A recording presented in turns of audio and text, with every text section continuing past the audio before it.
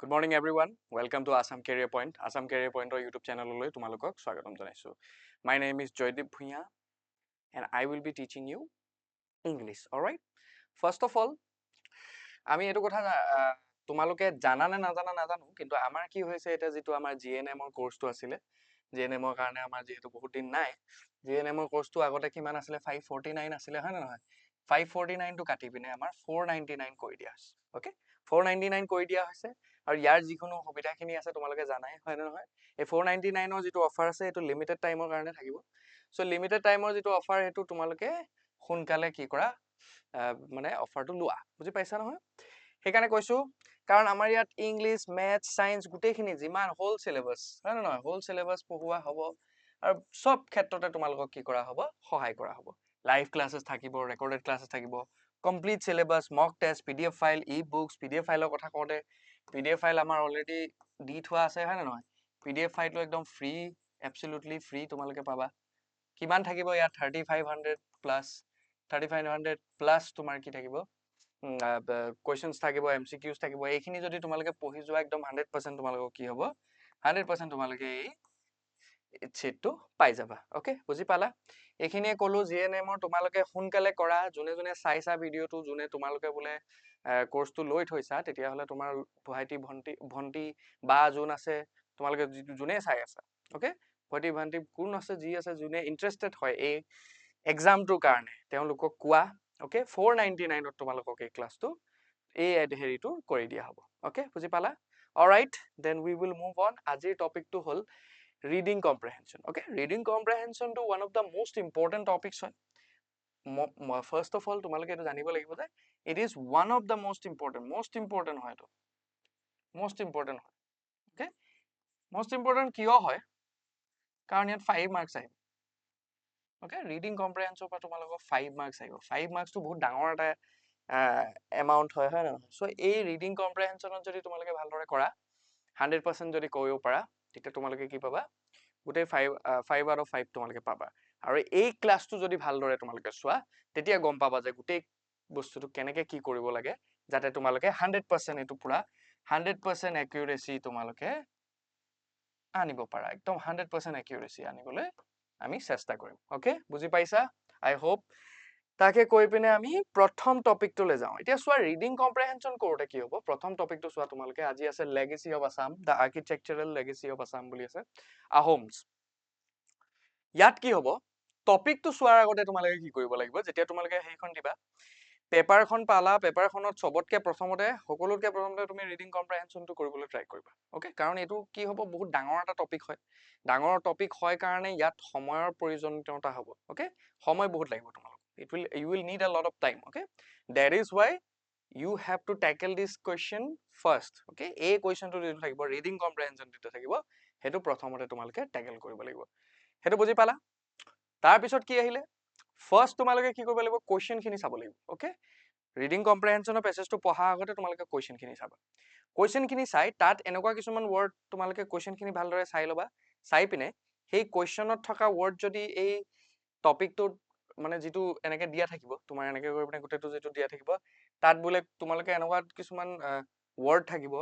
যিবিলাক তুমি কোৱেশ্চনতো পাবা সেইখিনি তোমালোকে আন্ডাৰলাইন কৰিবা নহলে সাৰ্কেল কৰি লবা বুজি পাইছানে তাৰ পিছত তোমালোকে কি কৰিবা কোৱেশ্চনটো মানে টপিকটো ভালদৰে পঢ়ি লব লাগিব ওকে আমি হেইদৰে কৰিম আজি কেনেকৈ কৰিম তোমালোকক ভালদৰে দেখাম ওকে ফাৰ্স্ট আমি কি কৰিব লাগিব কোৱেশ্চন খিনি চাম প্ৰথম কোৱেশ্চনটো হল এই টপিকটোৰ পৰা what made the mortar used in Ahom architecture unique মানে আহোম আৰ্কিটেকচাৰত ইউজ কৰা মৰ্টাৰ বিলাকৰ কিয় মানে ইউনিক আছিল হেতু উঠিছে হয় না তাৰপিছত নেক্সট কোৱেশ্চনটো হল why is the Rangghar historically significant ৰংঘৰটো ঐতিহাসিকভাৱে গুৰুত্বপূৰ্ণ কিয় তাৰ পিছত আহিলে তোমাৰ what is the primary reason Ahom architecture Ahom structures have survived for centuries মানে আহোম যি স্ট্ৰাকচাৰস আছে আমি যেতিয়া ৰংঘৰ কাৰেংঘৰ আদি দেখিছো হেইখিনি শ বছৰ কি দৰে সাৰ্ভাইভ কৰি আছে সাৰ্ভাইভ কৰাৰ মুখ্য কাৰণ প্ৰাইমেৰী শব্দটোৰ অৰ্থ হল মুখ্য কাৰণ কি হয় ওকে প্ৰাইমেৰী মানে মুখ্য কাৰণটো কি তাপা আহিলে what is the original purpose of the Rang Ghar ৰংঘৰটো প্ৰথমতে যেতিয়া বনোৱা হৈছিল ইয়াক কিয় বনোৱা হৈছিল ইয়াৰ এই বনোৱাৰ উদ্দেশ্য কি আছিল তা খুদিছে Question number 5. Which word replaces indigenous as used in the first paragraph? First paragraph ot use kora indigenous শব্দটোৰ কি হদিছে ইয়াত synonym হদিছে okay এই কোনটো শব্দ হ'ব বুলি হদিছে বুজি পালো আমি question কিটা এতিয়া questionৰ patternটো তোমালোকে চোৱা এই topic related question আহিছে আৰু এটা antonym বা synonymৰ মানে vocabulary related question তোমালোকক দিব okay বুজি পালো এতিয়া আমি টপিকটো পঢ়িম টপিকটো হৈছে the architectural legacy of the Ahoms Ahom সকলৰ যেটো architecture এটা architecture বুলি কলে কি হ'ব যেটো the science of making something okay architecture মানে হল হেৰি কিবা এটা আমি যে ডিজাইনস বিলাক দেখো সেই ডিজাইন বিলাকৰ যেটো সায়েন্স তাক architecture বুলি কোৱা হয় আৰু এই architecture আহোম সকলৰ architecture কেনেকুৱা আছিল কি ধৰণৰ architecture তেওঁলোকে বনাইছিলে কি ধৰণৰ ঘৰ আদি বনাইছিলে তেওঁলোকে তাৰ বিষয়ে এই টপিকটো হয় ওকে বুজি পালো একেবাৰে সিম্পল কে ক'বলৈ ট্ৰাই কৰিছো মই তোমালোকক The Ahom dynasty ruled Assam for nearly 600 years okay leaving behind a rich legacy that is most visible today in the historical town of Sibsagar এটা প্ৰথম sentence টো কি আছে প্ৰথম sentence of first part টো চাম আমি The Ahom dynasty ruled Assam for nearly 600 years কেই বছৰৰ কাৰণে ৰুল কৰিছে বুলি কৈছে 600 years ৰ কাৰণে ৰুল কৰিছে বুলি কৈছে nearly 600 years হয় নহয় আহোমৰ যেটো ডাইনেষ্টি আছিলে আহোম ডাইনেষ্টি অসমক কিমান বছৰৰ কাৰণে 600 বছৰ ৰাজত্ব কৰিছে বুলি কৈছে leaving behind a rich legacy that is most visible today in the historical town of Shivasagar আৰু এটা এনেকুৱা legacy এৰি থৈ গৈছে এনেকুৱা এটা মানে এৰি থৈ গৈছে যেটো আমি কি দেখিবলৈ পাও এই যে historical town শিৱসাগৰৰ এই ঐতিহাসিক চহৰখনত আমি ইয়াক দেখিবলৈ পাও এই আহোম সকলে কি কৰি থৈ গল কি কৰি থৈ নাই যোৱা সেই সকলোখিনি কি বুলি কোৱা হয় তাৰ legacy বুলি কোৱা হয় ওকে মই legacy শব্দটোৰ অৰ্থ তোমালোকক হেইদৰে বুজাইছো সো হেই legacy খিনি কি হয় তোমাৰ শিৱসাগৰৰ চহৰখনে তাৰ চিনাকি দিয়ে কি কৰি থৈ গল কি কৰি থৈ নগল unlike modern construction এটা হলকে বুজি পালো তবা unlike modern construction Ahom architecture is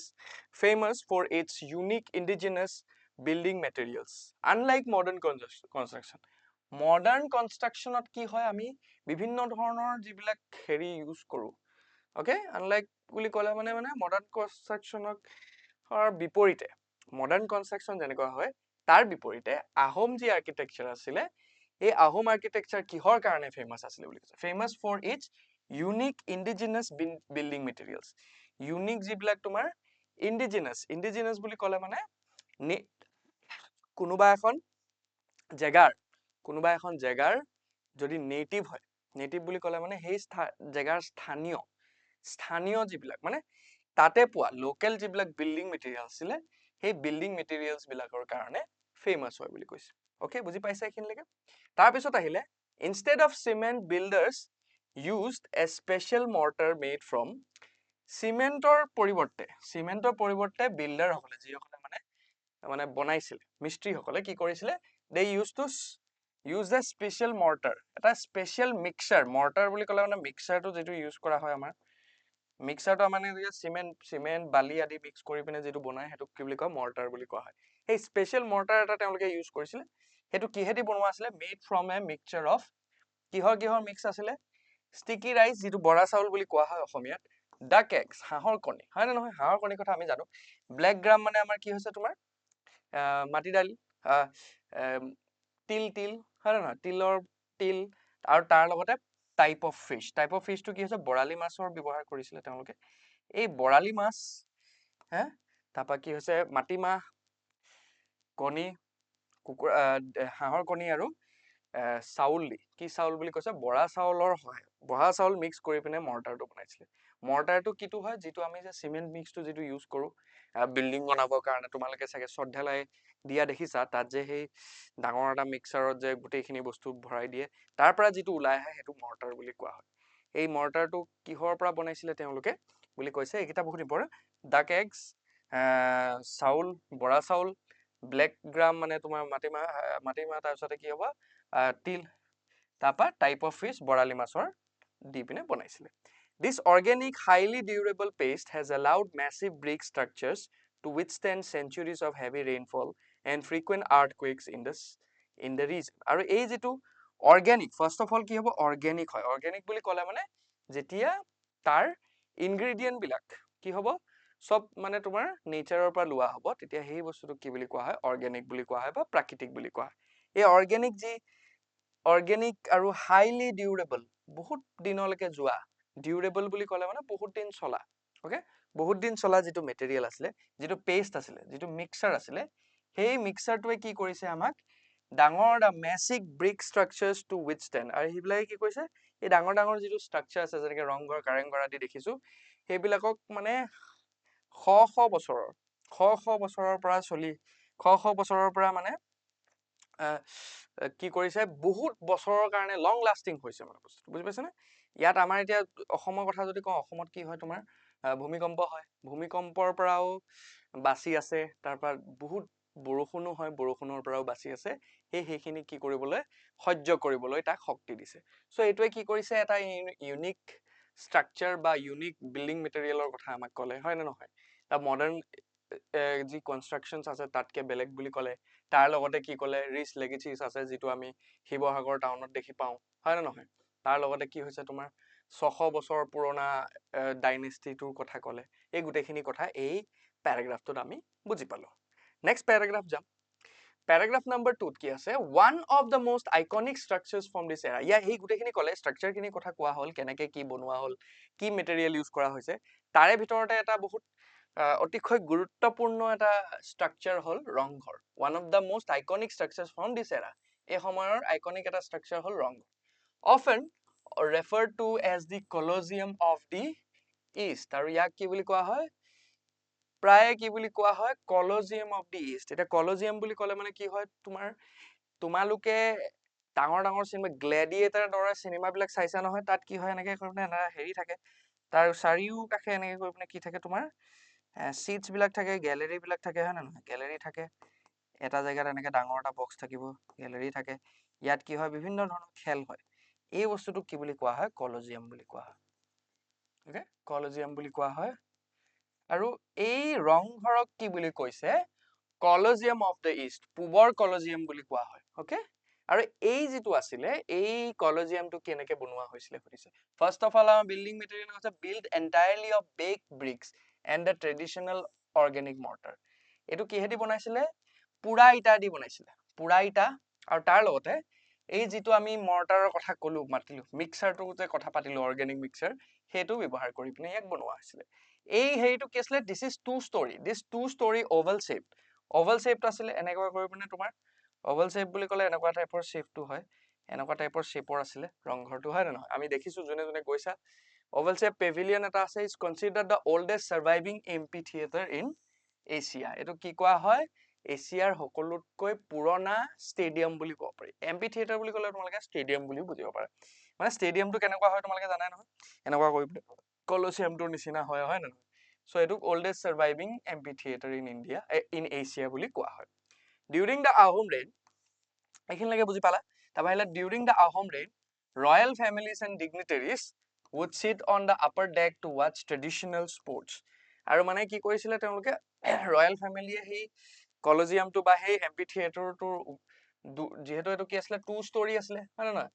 দুটা মহলৰ আছিলে সো ওপৰৰ আপাৰ ডেকত তেওঁলোকে বহি পিনে কি কৰিছিলে যিসকল royal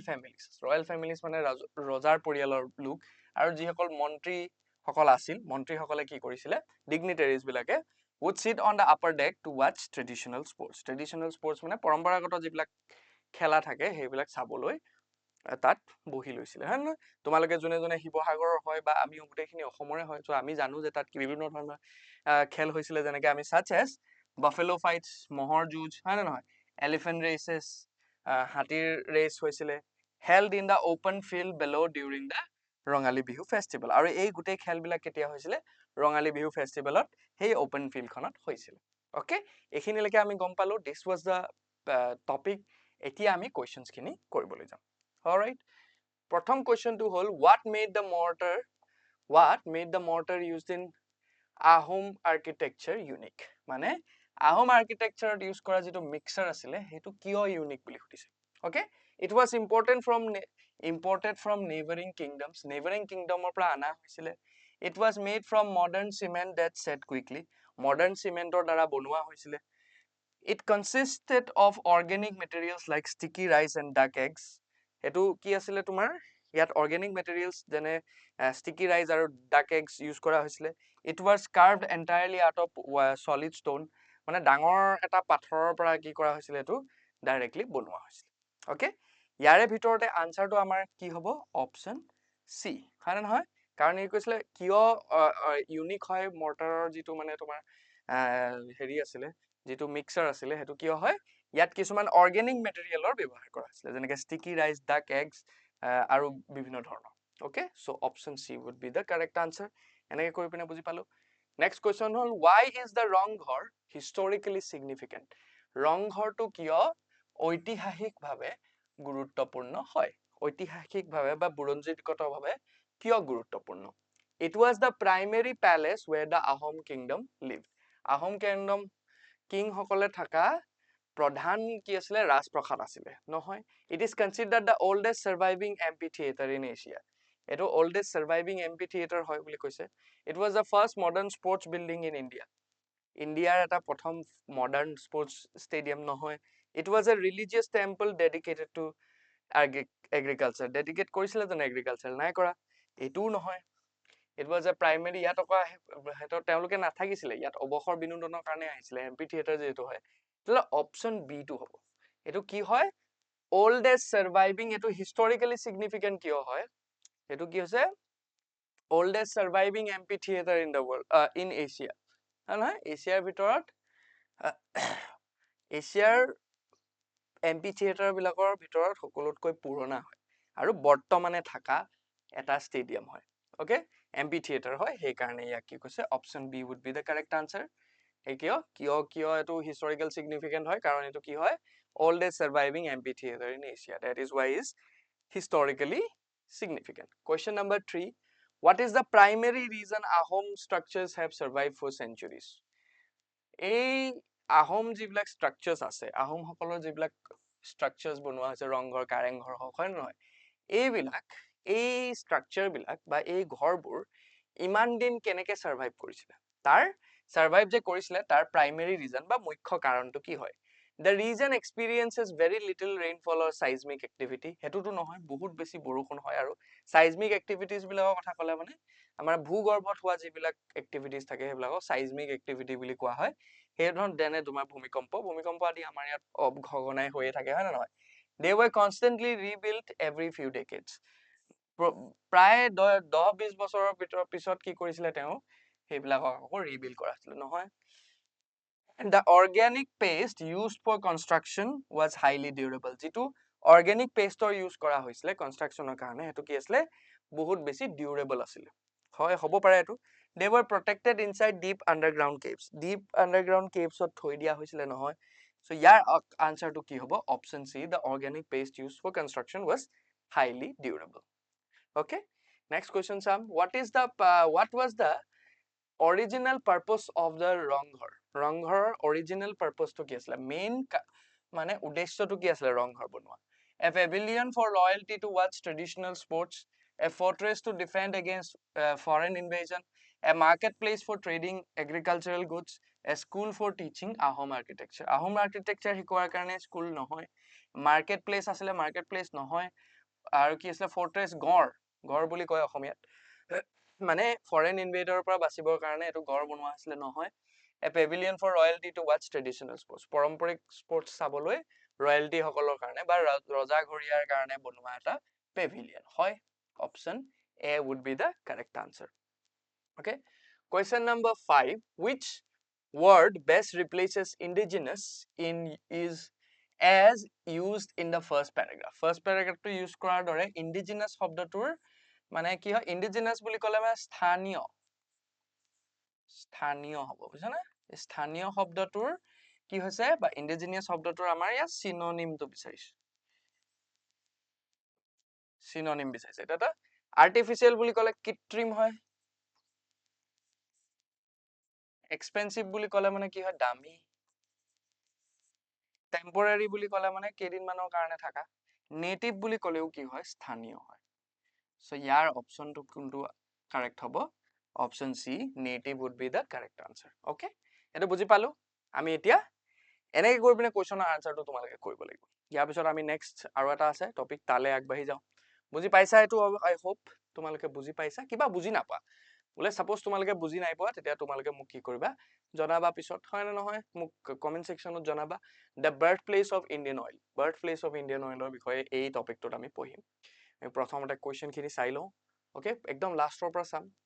alright question number 5 what does the word astoundingly imply in the context of the second paragraph second paragraph টোৰ ওপৰত ভিত্তি কৰি astoundingly শব্দটোৰ অৰ্থ কি হা second paragraph টোৰ ওপৰত ভিত্তি কৰি astoundingly শব্দটোৰ অৰ্থ কি সুধিছে তাৰ পিছতে what was the direct impact of the oil industry on the Digboi region Digboi অঞ্চলত oil industry প্ৰভাৱ না মানে প্ৰত্যক্ষ প্ৰভাৱটো কি আছিল হয় না নহয় এটো সুধিছে তাপা আহিলে what makes the Digboi refinery historically unique today আৰু Digboi refinery টো ঐতিহাসিকভাৱে ইউনিক কিয় হয় সুধিছে আজিৰ দিনটো তাপা according to the text how did the town of Digboi get its name text tour মতে মানে paragraph tour মতে Digboi townৰ নামটো Digboi কিয় হল কেনেকে হল how was oil first discovered in Digboi Digboiত oil কেনেকে discover কৰা হৈছিল বা আবিষ্কাৰ কৰা হৈছিল হয় না এতিয়া চোৱা আমি টপিকটো পঢ়িম the small town of Digboi in the Tinsukia district of Assam holds a special place in India's industrial history আৰু এই small town খন যিখন Digboi এখন সৰু চহৰখন যিখন আছে কি ডিস্ট্ৰিক্টত আছে Tinsukia districtত আছে অসমৰ এখানে কি কৈছে বুলি কৈছে holds a special place in India's industrial history Indiaৰ যি industrial history আছে industrial ইতিহাস আছে তাত এটা বহুত স্পেশাল প্লেস হল প্লেস স্পেশাল মানে জায়গা স্থান আছে কাৰ আছে বিশেষ স্থান আছে আমাৰ এই Digboi চহৰখন ওকে এখন চহৰ ক'ত আছে বুলি কৈছে ইয়াত ইনফৰমেশন বহুত কিটা পালো Tinsukia districtত আছে অসমৰ It is widely celebrated as the birthplace of the oil industry in the nation আৰু এখনক কি বুলি সেলিব্ৰেট কৰা হয় birthplace of the oil industry in the nation মানে এখনক কি বুলি কোৱা হয় oil industry টো যেটো আমাৰ তেলৰ যেটো ইন্ডাস্ট্ৰি আছে তেলৰ ইন্ডাস্ট্ৰিৰ কি বুলি কোৱা হয় জন্ম স্থান বুলি কোৱা হয় মানে ভাৰতৰ যেটো তেল ইন্ডাস্ট্ৰি আছে oil industry আছে oil industry জন্মস্থান বুলি এই জায়গাটুকুৰা কোৱা হয় এই চহৰখনক কোৱা হয় The discovery of oil here in the late 19th century was entirely accidental কৈছে যে এই যে ডিসকভাৰি কৰা হৈছে ইয়াত যে অয়েল বিচাৰি পাইছিলে অয়েল যে তেওঁলোকে আৱিষ্কাৰ কৰিছিলে কেতিয়া আৱিষ্কাৰ কৰিছিলে বুলি কৈছিলে 1900 শতিকাৰ শেষৰ ফালে 1900 শতিকাৰ শেষৰ ফালে মানে 1890s মানত তেওঁলোকে ডিসকভাৰ 1890s ৰ পৰা 1899 লৈকে কি হ'ব লেট কি হ'ব 19th century হ'ব এই 1900 শতিকাৰ শেষৰ পিনে যে তেওঁলোকে ডিসকভাৰ কৰিছিলে ডিসকভাৰ কৰাটো একদম দুৰ্ঘটনাগত আছিল মানে accidentally হে তেওঁলোকে ডিসকভাৰ কৰিছিলে ওকে তাপা আহিলে according to local legends মানে লোকেল কাহিনীৰ মতে স্থানীয় যিবিলাক কাহিনীৰ মতে British engineers constructing a railway line noticed dark greasy patches on the feet of the elephants being used for labor এই যিসকল তেওঁৰ ব্ৰিটিছ ইঞ্জিনিয়াৰ্ছ সকল আছিল যিসকলে কি কৰি আছিল হেতু সময়ত ৰেলৱে লাইন বনাই আছিল তেওঁলোকে নোটিস কৰিলে তেওঁলোকে লক্ষ্য কৰিলে যে কি হৈছে যিবিলাক এলিফেন্ট ব্যৱহাৰ কৰা হৈছিল মানে হাতী ব্যৱহাৰ কৰা হৈছিল তাত বিভিন্ন ধৰণৰ হেতু সময়ত কি কয় হাতীৰ ব্যৱহাৰ বহুত কৰিছিল বিভিন্ন ধৰণৰ ডাঙৰ ডাঙৰ কামবিলাক কৰিবলৈ বস্তু অনানিয়া কৰিবৰ কাৰণে যে হাতী ব্যৱহাৰ কৰিছিল এই হাতী বিলাকৰ মানে ভৰিত কি দেখিলে তেওঁলোকে ডাঙৰ ডাঙৰ এনেকুৱা কুলা কুলা গ্ৰীসি বুলি ক'লে মানে তেলিয়া তেল লাগি থাকা কিছুমান কি দেখিলে দাগ দেখিবলৈ পালে তেওঁ এই ভৰি বিলাকত কাৰ ভৰি বিলাকত হাতী বিলাকৰ ভৰিত তেতিয়া কি কৰিলে তেওঁলোকে tracing the elephant's path into the dense forest they discovered oil seeping naturally from the ground আৰু তেওঁলোকে কি কৰিলে এই যে হাতীৰ যি ভৰিৰ খোজ বিলাক তেওঁলোকে ট্ৰেস কৰি মানে ভৰিৰ খোজৰ ৰাস্তাটো চাই তেওঁলোকে গৈ পিনে দেখিলে যে কি হৈছে এটা জায়গাত কি হৈছে তোমাৰ তেল ওলাই আছে মাটিৰ পৰা এই যি মানে একদম পুৰা ঘন জংগলৰ মাজত কি হৈছে তোমাৰ ঘন হাবিৰ মাজৰ এনেকুৱা জায়গা আছে যত কি হৈছে তোমাৰ মাটি ফাটি পিনে তাৰ পৰা তেল ওলাই আছে তেল ওলাই থকা তেওঁলোকে দেখা পালে ওকে তেল ওলাই থকা দেখা পালে ইট ইজ সেড হেনেকে কৰি পিনে কি হল তোমাৰ এই যি ইণ্ডিয়ান অইলৰ আৰম্ভণি হল আৰু birth place of Indian oil আৰু এনেকে কি হল তোমাৰ এই অইলৰ ডিস্কভাৰী হল ডিগবৈত it is said that English officers enthusiastically shouted dig boy dig to the laborers which eventually gave the town its name এটা কি কোৱা হয় যে ইংলিছ যিসকল অফিচাৰ্স আছিলে তেওঁলোকে কি কৰিছিলে সেই তেল খানাৰ সময়ত কি কৰিছিলে যিসকল শ্ৰমিক আছিলে শ্ৰমিকসকলে যেতিয়া তেল খানি আছিলে তেওঁলোকে কি কৈছিলে dig boy dig এনেকৈ কৰি পিনে তেওঁলোকে dig boy বুলি কৈছিলে মানে খান লৰা খান এনেকৈ কৰি পিনে খান খান বুলি কৈ তেওঁলোকে কি কৰিছিলে চিঞৰি আছিলে আৰু সেই চিঞৰি থকাৰ পৰাই কি হল dig আৰু বয়টোৰ পৰা আমাৰ কি আহিলে ডিগবয় নামটো এই টাউনখনে পালে বুলি কোৱা হয় ওকে হেনেকে কৰি পিনে নামটো কোৱা হল ইভেন্টুৱেলি কি হল টাউনখনক এই নামটো ডিগবয় নামটো দিয়া হল সেইকাৰণে ডিগবয় বুলি কয় তেতিয়া সেকেন্ড ফাৰ্স্ট প্যাৰাগ্ৰাফটো বুজি পালো কি হল কি কথা তাৰ পিছত আহিলে ফলোইং দিস ডিস্কভাৰী তাৰ পিছত কি হল the first commercial oil well in India was successfully drilled in Digboy in 1889 আৰু এই ডিস্কভাৰীৰ পিছতে কি হল যিটো প্ৰথমটো কমাৰ্শিয়েল অইল ওয়েল বুলি ক'লে মানে এনেকুৱা এটা হেৰি থাকে মানে এটা জায়গাত কি কৰা হয় খান্দা হয় ন খান্দিলে মানে সেই যিটো জায়গাত খান্দা হয় তাক কি বুলি কোৱা হয় অইল ওয়েল বুলি কোৱা হয় ওকে অইল ওয়েল বুলি কোৱা হয় এতিয়া আমি যেনেকে কুঁৱা থাকে ওয়েল বুলি ক'লে কুঁৱা পানী যেনেকে খান্দা হয় তেনেকে খান্দা হয় বিভিন্ন ধৰণৰ এইবিলাক টেকনিক্যাল কথা আছে যিবিলাক মই নাজানো বা আমি ভালদৰে পঢ়ি আহিলে গম পাম সেইখিনি কথা আমাৰ দৰকাৰ নাই কিন্তু সেই অইল ওয়েলটো কি হৈছিলে প্ৰথমবাৰৰ বাবে ডিগবৈত 1889 চনত কি কৰা হৈছিলে এই ডিগবৈত প্ৰথমটো কমাৰ্শিয়েল ব্যৱসায়িক কি হৈছিলে তোমাৰ তেলৰ কুঁৱা কি হৈছিলে খান্দি উলিওৱা হৈছিলে ওকে shortly after in 1901 আৰু তাৰ পিছতে 1901 চনত the Digboy refinery was established আৰু তাৰ পিছতে 1901 চনত কি হল ডিগবৈ ৰিফাইনাৰী যিটো আছে আমি যোনে যোনে তিনিচুকীয়াৰ হয় তেওঁলোকে জানিবা হেতু কি কৰা হল আৰম্ভ কৰা হল বা এস্টাবলিশ কৰা হল astoundingly বুলি ক'লে মানে কি হ'ব আমাৰ astoundingly শব্দটোৰ অৰ্থ হৈছে আচৰিত ভাবে this refinery is still মানে এটো এটা আচৰিত কথা যে বহুত আচৰিত কথা যে বিস্ময় বোধক কথা যে কি হৈছে এই যে ৰিফাইনাৰীটো আছে ৰিফাইনাৰীটো এতিয়াও কি হৈছে ফুললি অপাৰেশনাল হৈ আছে এতিয়া বৰ্তমানেও তাৰ পৰা কি হৈছে অইল ওলাই আছে মানে কি হৈছে 1900 চনৰ পৰা আৰম্ভ হৈ এতিয়া 2026 চনতো কি হৈছে এই ৰিফাইনাৰীটো এই যিটো ৰিফাইনাৰী চলি আছে making it the oldest operating refinery in Asia আৰু সেই কাৰণে ইয়াক কি বুলি কোৱা হয় এছিয়াৰ সকলোতকৈ পুৰণা বৰ্তমানেও চলি থকা ৰিফাইনাৰী বুলি কোৱা হয় এছিয়াৰ The establishment of this industry rapidly transformed the dense jungle into a bustling settlement আৰু কি কৰিলে এই তাৰ পৰা কি হল এনেকুৱা ধৰণৰ ডাঙৰ ইন্ডাষ্ট্ৰি আহিলে মানে তাৰ ওচৰে পাজৰে জায়গাবিলাকৰ উন্নতি হয় হেতু সময়ত এই জায়গা টুকুৰাত কি আছিলে ডাঙৰ ফৰেষ্ট আছিলে আৰু ফৰেষ্ট বিলাক কাটি পিনে কি কৰা হল এখন ডাঙৰ চহৰ বনোৱা হল যাক ডিগবৈ বুলি আমি জানো bringing modern structure roads and electricity to the region long before many other parts of the country মানে তাৰ কাৰণে কি হল ইয়ালে তোমাৰ মডাৰ্ন যিবিলাক আধুনিক যিবিলাক ইনফ্ৰাষ্ট্ৰাকচাৰছ আহিলে ৰাস্তা আহিলে ইলেক্ট্ৰিচিটি আহিলে এই জায়গাটো গুৰালে বুজিছানে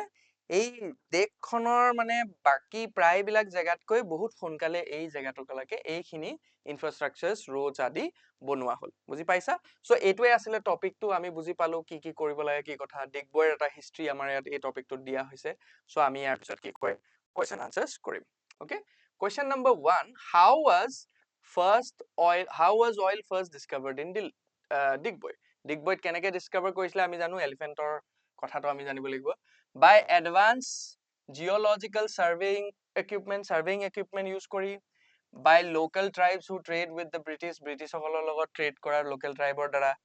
by intentionally digging wells for water কাৰণে পানীৰ কাৰণে কুঁৱা খান্দি নে by noticing oil on the feet of working elephants বিলাকৰ ভৰিত তোমাৰ কি দেখি অইল দেখি হয় option B is the correct answer কি হৈছিলে হেনেকে কাহিনীটো যিটো আছিলে দেখা গৈছিলে যে কি হৈছে যিবিলাক ৱৰ্কিং এলিফেণ্ট আছে তেওঁলোকৰ ভৰিত কোলা কোলা দাগ দেখি পিনে তেওঁলোকে গম পালে যে এইটো অইল হয় তাৰ পৰা গৈ পিনে সেইটো ট্ৰেচ কৰি পিনে তেওঁলোকে কি কৰিব পাৰিলে সেই জেগা টুকুৰা বিচাৰি পালে হয় নে নহয় Next question, question number 2. According to the text, how did the town of Digboy get its name? Text tour mote Digboy naam tu keneke pale. Eto hobo, it was named after a famous British engineer. British engineer jono namot korise. It is derived from a local indigenous word for black water. Nohoy. Mane tumar local mane tumar sthaniyo naam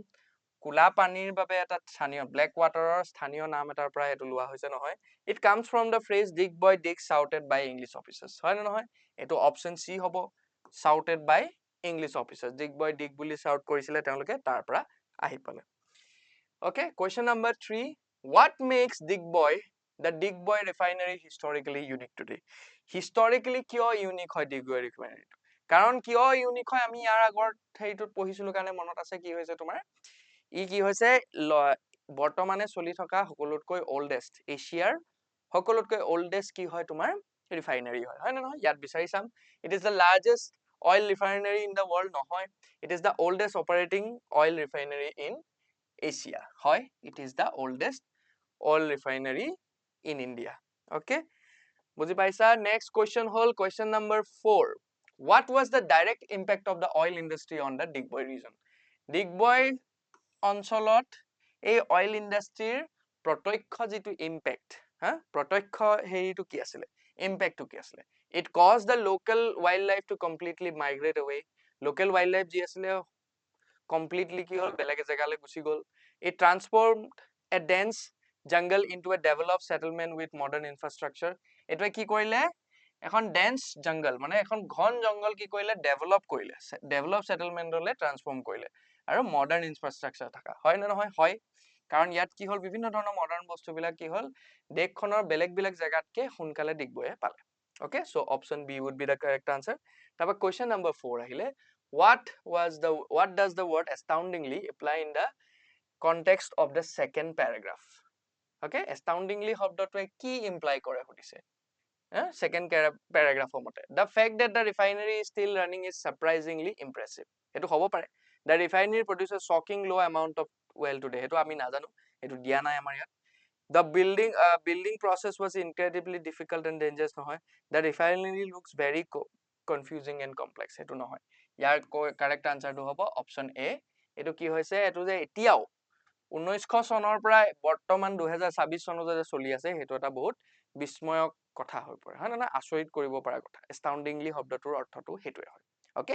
এনেকে কৰি পিনে আমি কি কৰিব লাগিব এটো হৈ গল last question আছিল আমাৰ ওকে সো এনেকে ধৰণেৰে আমি কি কৰিব লাগিব ৰিডিং কম্প্ৰিহেনচনৰ কোৱেশ্চনস খিনি কৰিব লাগিব আই হোপ তোমালোকে ক্লাসটো কৰি ভাল পালা কিবা যদি প্ৰবলেম পাইছা বা কিবা যদি বুজি পোৱা নাই মোক তোমালোকে কমেন্ট সেকশনত জনাবা ওকে থ্যাংক ইউ